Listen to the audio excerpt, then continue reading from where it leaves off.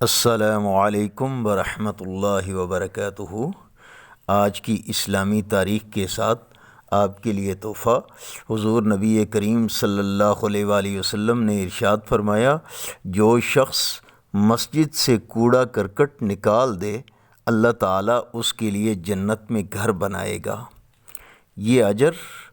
فرمان رسول صلی اللہ علیہ وآلہ وسلم کے مطابق ہم بھی لے سکتے ہیں،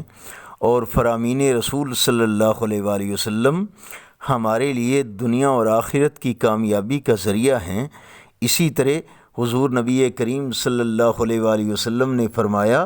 اذان اور اقامت کے درمیان دعا رد نہیں کی جاتی، تو نماز کا بھی اہتمام کرنا چاہیے